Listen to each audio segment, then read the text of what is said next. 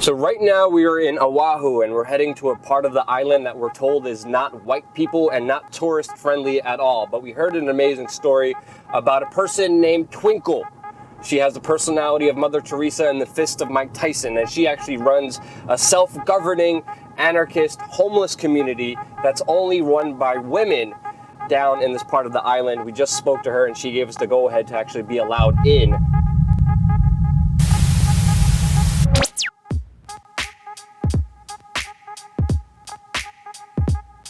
To me, everybody's like family here. These people, I love them. You know, to me, it's not about what we can get or what, it's how we can help each other to get to the next step.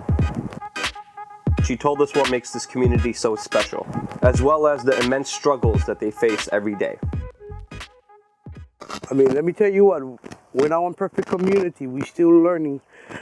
Most of these guys that came here, they was just like me when I came. I was a drug addict when I came. I became clean and sober 10 years ago. Wow. You know, I never went to one program or anything. I believe what I gotta do, I gotta do. I have to ask, how does a self-governing anarchist community govern themselves? How do they function? So in this whole place, we have 16 captains. Each captain take care of their own area. If there's any dispute or anything, we do have a ring. You know, and I tell them, you guys like fight this out, let's take it to the ring. Wow. I said, and when the first man said done, we done. I expect you guys to shake hands and let's walk away. And most of the time after they pop fight, they actually become good friends. You'd be amazed what kind of, it's hilarious, it's hilarious. How many people live here? I want to say we're almost at 300. Wow. Yeah. Most of them do have a job, but does not make the ends meet. I hold meetings every first Wednesdays of the month, and I do them in increments. So most of my captains here is actually all females. Wow. Yeah, because I think the females is the one with the voice. Yeah, and they're not gonna take shit from no one. Not only does Twinkle deal with people with substance abuse problems, but also people with violent pasts. You get some bad apples, but I still try to work with them, yeah. But I think I'm the only one that will come straight up into your face. And then I will tell them, you take you bad. Most of these guys, when they come in, I always ask if you need help, how I can help you, if you have any warrants, or do you have any tents? You guys okay with food? And I'll keep helping you until I know that you're okay. Most of the time, the guys don't come in with their tents, so I go out, I do a little hustle. I give them a spot. They can build them how big they want, as long as they take care of their area. With this being a self-sustaining community, I wondered how people with no financial wealth could sustain themselves. Looks like the government hasn't been any help here. No, I don't ask them for any help. To me, I think if I ask them for help, they're gonna want something back from us, you know? And so my vision here was, we are bringing in some aquaponics so that water can run off into the other plants. These dirts actually came from in here. We never knew how good the soil was. We just found out this was basil. Trying to make it a little bit more self-sustained. So we're not so much depending on the outside. We can grow our own, eat our own, you know? This community even has a barter system.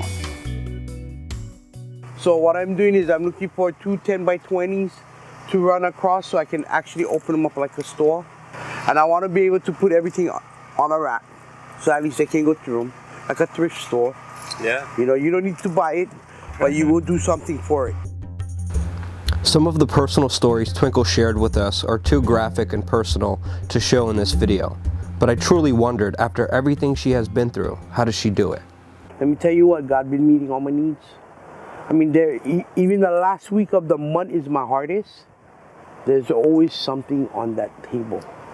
I just don't know how to explain it, but I know He has His hands here. I believe that.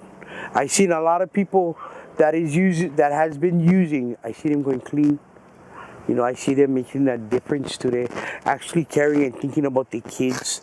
You know, I mean, you should be lucky here. You know, I'm promising you one safe place to sleep. You can rest your head knowing that when you get up, you're gonna be okay.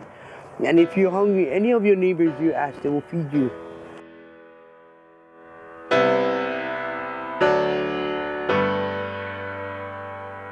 I believe I was put here for a reason, you know, to help these people, to I mean, just to give them back their hope they once lost. You know, a lot of them hold on to things, yeah.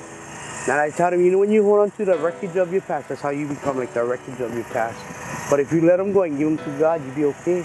And start new, you know, and just, even on your hardest day, you just keep pressing forward and just tell them thank you for everything you do. You show people there is hope, you know. Not everything will be downhill unless you make it downhill. They have a saying in this community that they are not homeless, just houseless. Unlike you and I, they can't turn on the lights or close their doors, but that doesn't make them any different. It goes to show that sometimes the people with the least sometimes have the most. As you're watching this video, the government in Hawaii is considering destroying this community. But with the perseverance and positive thinking that we have seen today, I don't think there's anyone or anything that could stand in the way of these roses that have already grown through concrete. If you want to get involved and help Twinkle, the information is in the description below.